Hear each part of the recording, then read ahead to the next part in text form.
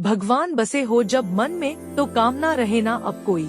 इस दोहे का अर्थ है कि जब मनुष्य के मन में किसी भी प्रकार की कामना नहीं रहती, तो वह भगवान के निकट होता है। संत कबीर यह संदेश देते हैं कि आत्मा की खोज में लगे रहो और सभी आशाओं को त्याग दो। इसी वाक्य के ऊपर एक कहानी है, दो शिष्यों की। कहानी का नाम है मन की दशा। एक बार एक सेठ जी ने पंडित जी को भोजन हेतु निमंत्रण दिया, पर पंडित जी का एकादशी का व्रत था तो पंडित जी नहीं जा सके। पर उन्होंने अपने दो शिष्यों को सेठ के यहाँ भोजन के लिए भेज दिया।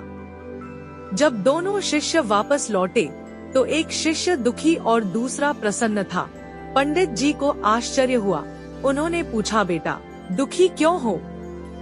क्या सेठ ने भोजन में अंतर कर दिया? शिष्य बोला, नहीं गुरुजी। गुरु ने कहा तो क्या सेठ ने आसन में अंतर कर दिया? शिष्य बोला, नहीं गुरुजी।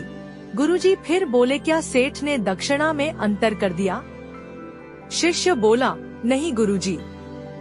बराबर दक्षिणा दी, 2 रुपए मुझे और 2 रुपए दूसरे कोड़ोट। अब तो गुरुजी को और भी आश्चर्य हुआ और पूछा, फिर क्या कारण है जो तुम दुखी हो? तब दुखी चेला बोला, गुरुजी मैं तो सोचता था सेठ बहुत बड़ा आदमी है, कम से कम 10 रुपए दक्षिणा तो देगा, पर उसने 2 रुपए ही दिए, इसलिए मैं दुखी हूँ। गुरुजी ने दूसरे से पूछा, तुम क्यों प्रसन्न हो?